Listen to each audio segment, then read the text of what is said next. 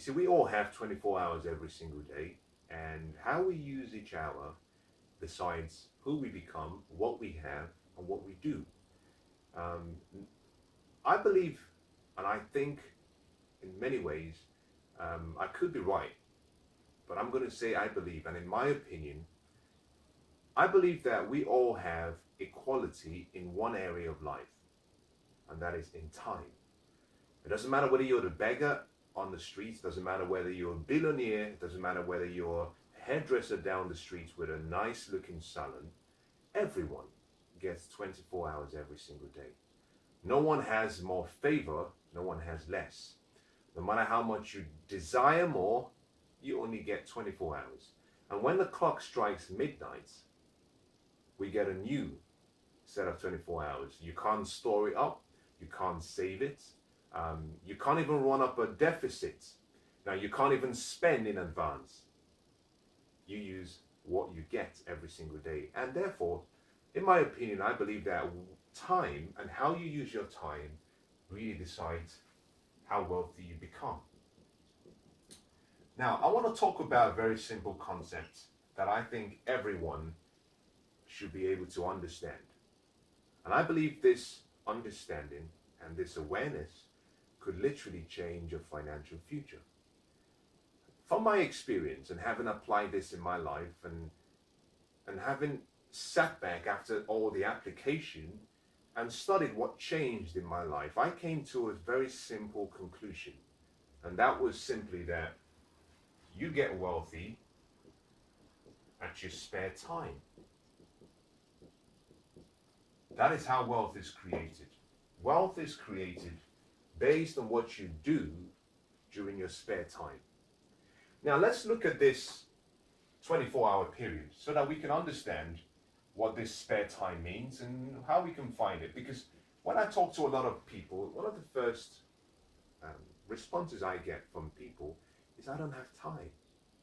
And I understand that. I used to work, very long hours. There were times when I worked, 10, 12, 14-hour days, 7 days a week. So I understand the pressure of working long hours. The typical person or individual will spend approximately 8 hours sleeping. We spend 8 hours on average. If you have a job, 8 hours on average. And if you're working full-time, standard, you spend working. In addition to this, we spend between 2 and 3 hours on what I call pre-work and post-work activities. We also spend an extra hour on what I call the pre-work and home preparation. Now I'm going to explain all of this, so be patient with me. 8 hours is spent sleeping, 8 hours is spent working. Between 2 and 3 hours we spend traveling to work and traveling back from work, on average. And then we spend about an hour traveling, preparing for work. You wake up, you have to have a shower, you get yourself ready. It's all the preparation in-house. So in total, what we have here is 16 hours, and let's call this 4 hours. Therefore, what we have in total is 20 hours spent. Now, meaning we have 4 hours left. 4 hours. Therefore, how we use the remaining 4 hours decides who we become and whether we become wealthy. Now, most people will spend, on average, between 3 and 4 hours every day doing what I call entertainment. They watch TV, Netflix, entertainment in terms of social media interaction, etc., and various other things. I'm going to also include, the likes of, your feeding, etc., in that category. Now, none of those things are wrong, but in the wrong proportion, it becomes wrong. Yes, you need to feed. Absolutely. Absolutely. And I think on average every day, if you were to set aside 1 hour for food, that's okay.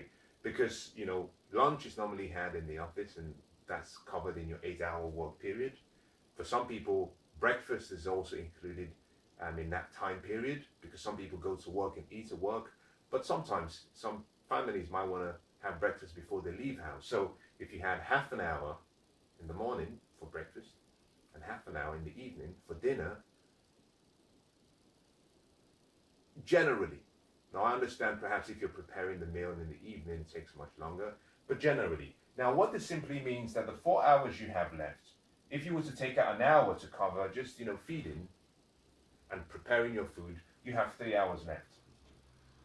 Now my recommendation is that you take half of this, 1.5 hours, every day, and you invest 1.5 hours in wisdom, in increasing your financial education.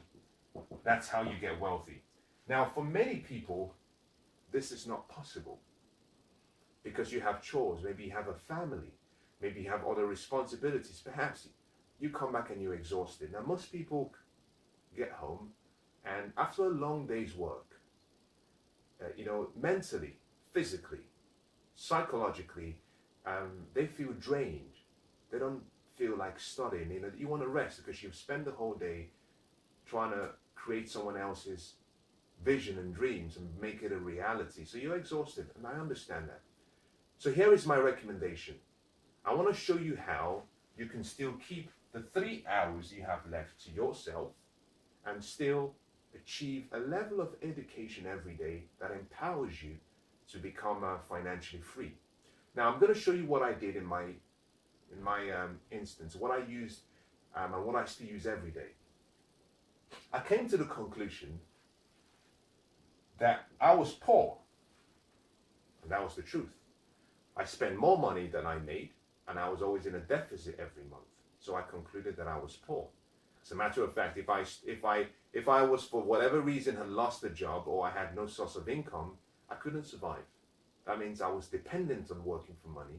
So I made a decision that if I was poor, then I hadn't qualified to be sleeping for 8 hours every day. I believe that should be reserved for people who are financially free and wealthy. If you're not, then you've got to do something to earn more. And by earning, I'm not referring to from a job. I'm talking about earning more through passive income.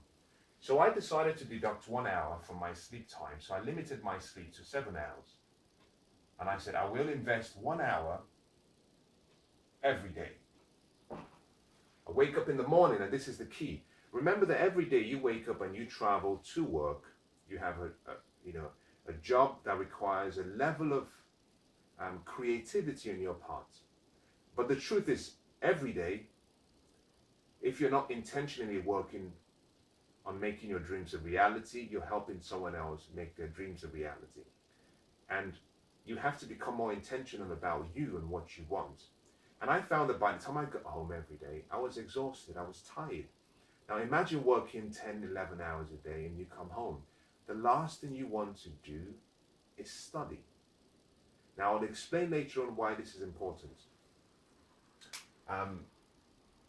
And so what I decided to do was, I decided that first thing in the morning, I would spend the first hour in the morning on my education.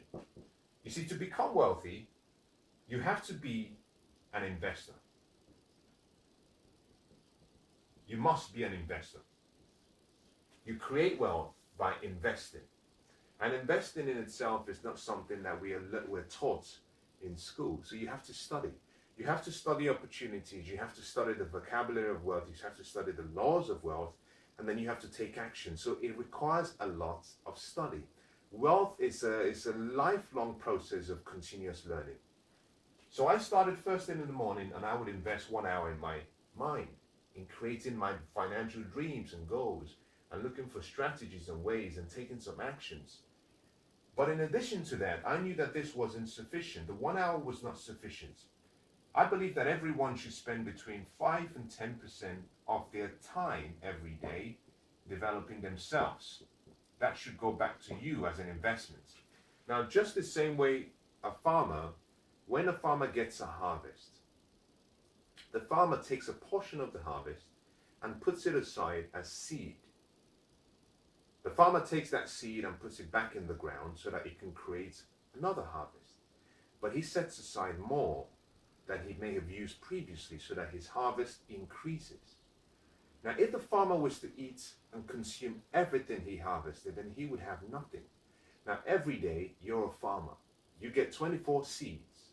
Take a portion of your seed, reinvest the seed, and use the rest of it.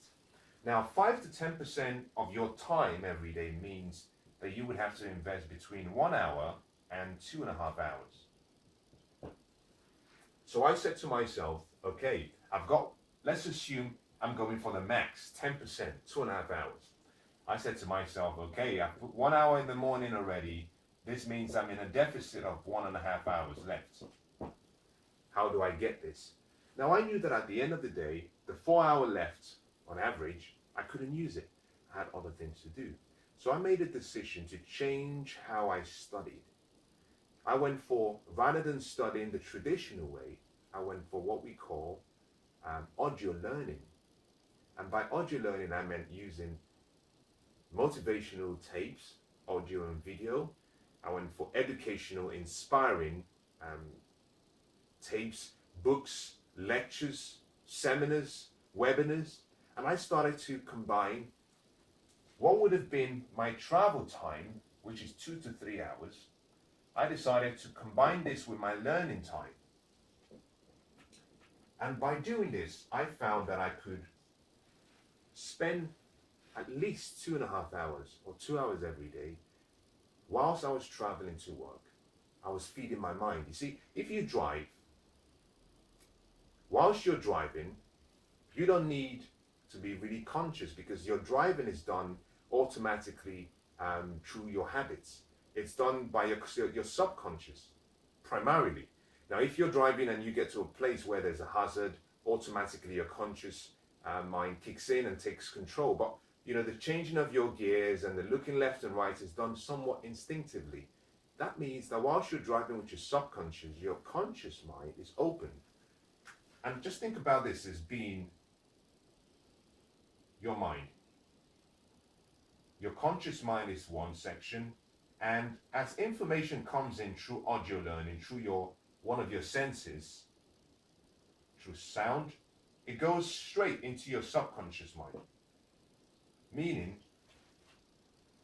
whilst you're driving or you're going by public transportation, everything that is coming into your mind is getting deposited in your subconscious mind. It's not being wasted. By doing this process, what I found was I was able to make up. And I was able to invest another 2 hours per day. Meaning every day I was investing between 2 and 3 hours in my learning. And I didn't have to change my lifestyle. Everything else stayed the same. The only thing that changed was when I woke up every morning, because I had to take out 1 hour from my sleep time. That was very important. Now, some of you might be thinking, okay, I get it. I think I can do this. And many of you will really relate to the combining your travel time with your learning time. For those of you who drive, you just simply have to find an audio book, an audio recording, and as you travel, just have it play in the background. Rather than listen to music or news, something sensational, why don't you go for something educational? Now, many of you will find this maybe more attractive. Let me encourage you to try something else. Once you've woken up, what I've found is that there will be things that happen during the day. Events, obstacles, distractions that come up. It's important that you ensure that the first thing that happens is that you invest in yourself. So my recommendation is, even if you cannot take out 1 hour from your sleep time, perhaps, why don't you wake up early? Go to bed later, wake up early, so that the first thing that happens is your investment. You see, because when you wake up first thing in the morning and you invest the first hour, because everyone else is asleep, because it's quiet, an hour invested at that time of the day is equivalent to more than 2 hours when you have all the other distractions around you. because your mind can focus. So I want to recommend that you find a way to keep the daily investment in yourself first thing in the morning as almost an uncompromising part of your day. Now, by doing this, what you find is that the more you learn, the more you start to see opportunities, and those opportunities will start to lead you towards you creating wealth. Wealth is really created through the observation and recognition of opportunities, and by being the right person and having the resources needed to take action. And all of those resources are already in you. So if you want to be wealthy, the first thing you must do is recognize what you do at your spare time is key. You must combine entertainments that you have every day with education. And the ratio determines how successful you become. There is a ratio called the EE ratio, which is the ratio of entertainment over the ratio of education. Very important. Now let me summarize all I've shared with you by giving you maybe one last reference. Now Warren Buffett started his career, and he used to study about 400 pages and read about 400 pages in investment every single day. Now he increased this as the year went on. Right now, he's approaching his late, I think it probably must be approaching 70s now. I could be wrong on the age, but he spends about 80% of his time in study. He spends 80% of his entire day studying. And as a result of that, he's the second wealthiest person in the world right now. Now, if you were to compare his wealth and his net worth with the amount he spends studying, then you have a ratio. In addition to that, if you just to compare the time he spends in entertainment and education, then you have a ratio. What I want you to do is go back and sit down and ask yourself, what is the ratio of my entertainment to my education on a daily basis? Because hidden in that number is a clue to your financial future.